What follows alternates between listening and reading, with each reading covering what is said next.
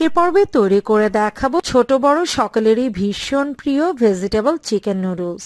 একদম সহজ রেসিপিতে তৈরি করে দেখাবো, আর এই রেসিপিটা ফলো করে আপনারা কিন্তু দারুণ স্বাদের পারফেক্ট ও ঝরঝরে চিকেন নুডলসটা রান্না করে নিতে পারবেন। তো নুডলসটা রান্না করার জন্য আমি প্রথমেই প্যানে পরিমাণ মতো তেল দিয়ে দিচ্ছি, আর দিয়ে দিচ্ছি মিডিয়াম সাইজের পেঁয়াজ কুচি, 4 থেকে 5টা কাঁচামরিচ ফালি দিয়ে দিলাম, আর নেড়ে চেড়ে এটাকে ভেজে নিব।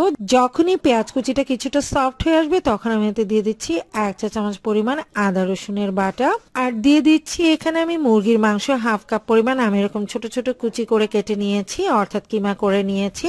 দিয়ে দিচ্ছি হাফ কাপ পরিমাণ বরবটি কুচি আর হাফ কাপ পরিমাণ গাজর কুচি, সেই সাথে দিয়ে দিচ্ছি স্বাদ মতো লবণ। এবার ঢাকনা দিয়ে ঢেকে রান্না করে নিব যাতে করে সবজি এবং মুরগির মাংসগুলো সেদ্ধ হয়ে যায়। তো সবজি আর মুরগির মাংসগুলো কিন্তু সেদ্ধ হয়ে গেছে। এই পর্যায়ে আমি দিয়ে দিচ্ছি একটা ফেটানো ডিম। আমি সামান্য পরিমাণে লবণ দিয়ে ডিমটাকে ফেটিয়ে নিয়েছি, আর এই ডিমটাকে একদম ঝুরি ঝুরি করে ভেজে নিব।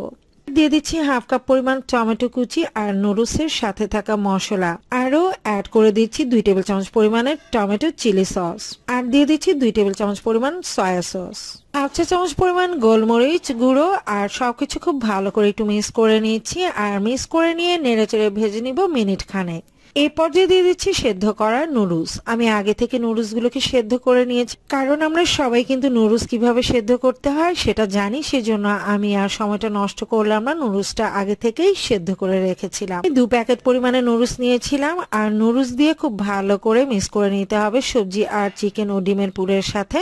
আর নুডলস দিয়ে খুব ভালোভাবে মিক্স করে নিতে হবে, প্রয়োজনে টেস্ট করে নিবে লবণটা ঠিক আছে কিনা, বাট আমি যে পরিমাপে দিয়েছি একদম পারফেক্ট আছে। নেড়ে চেড়ে 3 থেকে 4 মিনিট এটাকে ভেজে।